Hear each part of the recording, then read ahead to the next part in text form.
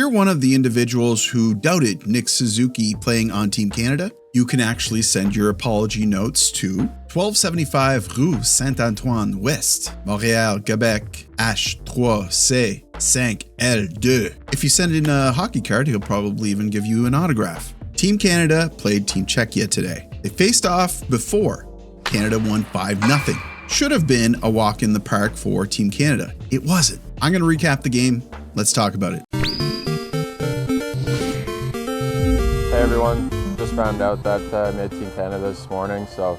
Huge game, obviously. This is the quarterfinals. That means 4 teams from these finals will move on to the next round, which is called the semifinals. The winners of that round will play for gold and silver. The losers will fight for bronze. Spoilers, the US will face Slovakia. They beat Sweden tonight to move on. Slovakia beat Germany earlier today convincingly, and Finland edged out the Swiss in overtime. So the winner between Czechia and Canada will face off against Finland. Before we get into the recap, why not become a subscriber? We're so close to 22,000 subscribers, way less than 100 at this point, right? Can we do it this video? Can we get to 22,000 subscribers? If you're already subscribed, don't worry about it. Hit the like button because it does something, I think. So let's talk about this game. The broadcast starts. John Cooper is on screen and he looks not great actually. You sleeping okay over there, Coops? Jordan Binnington is in net. Marchand draws in. Morrissey still out, and Bennett is out as well. On the other side of the sheet, Dostal is in net. Dostal is a goaltender that can steal you some games, but let's see if Team Canada can crack him wide open like they did last time. They dropped the puck on this one, and McDavid, big chance early, but Dostal is patient and makes the big save. It was a measured game early. You felt like they were trying to figure each other out a little bit, and nobody really wanted to make the first mistake. Canada was doing good work in the offensive zone. We saw Marchand and McKinnon forcing a turnover, but given the opportunity for a one-timer, Marchand cannot find McKinnon properly, and McKinnon bobbles on the puck. Then, a little later in the first period, McDavid picks the puck off of Pastrnak, making him look completely ridiculous. He drops it back for Celebrini, and guess what? Celebrini's going to get another goal. Team Canada cracks the ice early, 1-0. I love this shot of the bench watching on with anticipation. Fast forward a little bit, Czechia has been applying pressure. Stone is picking the puck up and bringing it up ice, but he's looking for a line change. He passes it the width of the ice to Hagel, but it's picked off. Radko Gudas is going to pick up the puck and proceed to look like an incredible player. Radko Gudas had a great game this game, but we'll talk a little bit more about him later. I want to mention here, there's 7 players on the ice for Canada. 1 player is exiting the ice. 2 players are confused about who's going to stay on and who's going to leave. It's just a real messy line change. Czechia continues into the offensive zone. Gudas sends it back into the cycle, passes it off to Sedlak, who doesn't release it until it's almost too late, but it goes off someone in front and finds the back of the net.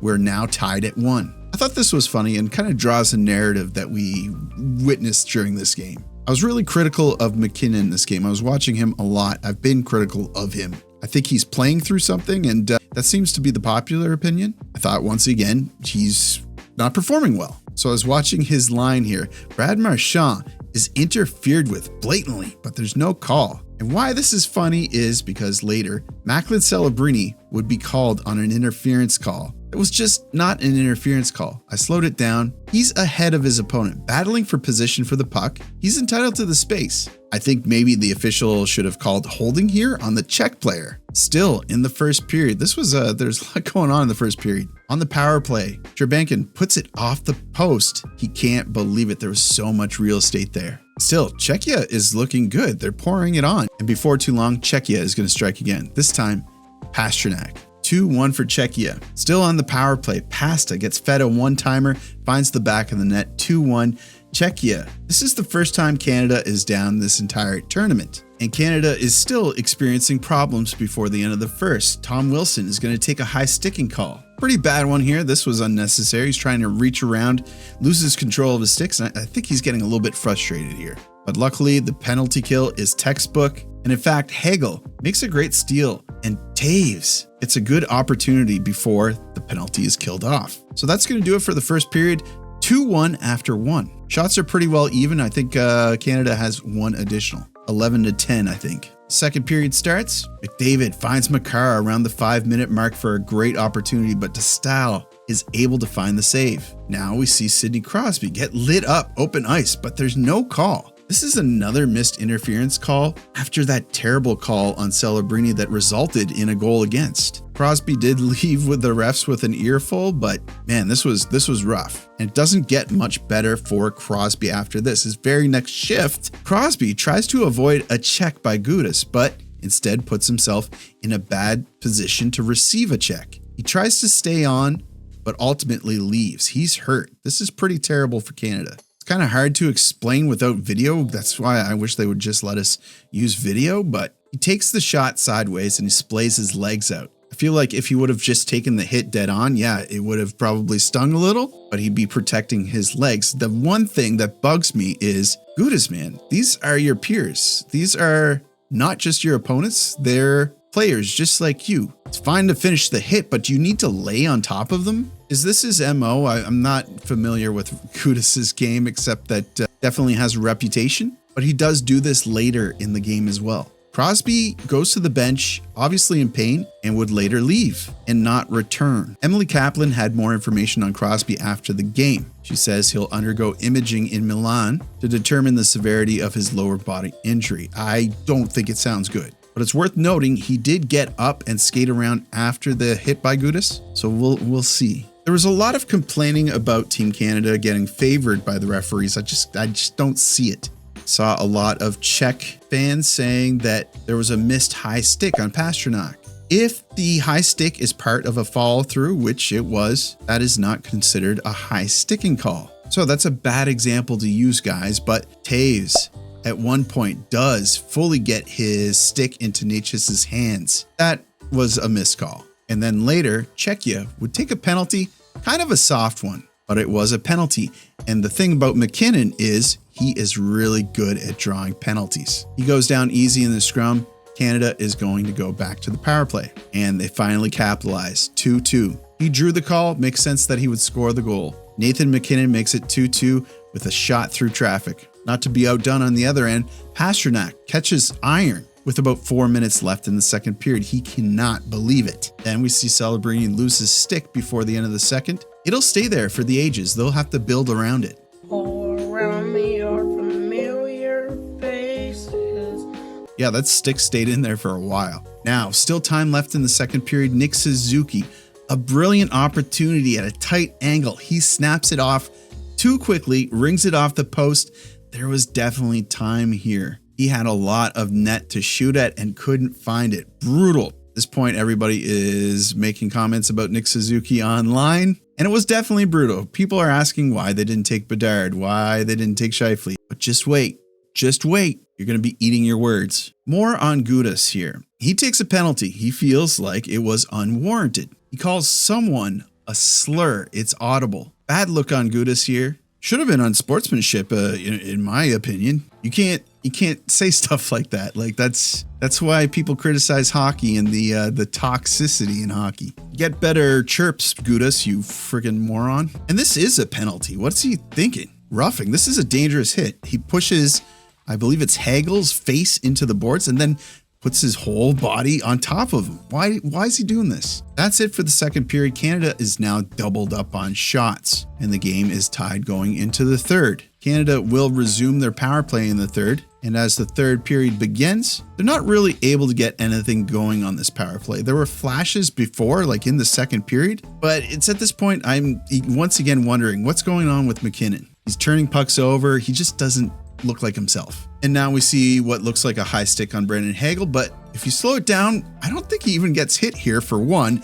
And two, this is considered a follow through, but the puck isn't touched. So I am fuzzy on the rules on that. The officials meet and they discuss it and they say that it isn't a penalty. So we move on. We see McDavid trying to tuck it in on Dostal, but Dostal isn't letting that go by. And now maybe one of my favorite sequences in this game, because it's for whatever reason, this is controversial. Nick Suzuki throws a big hit to turn the puck over.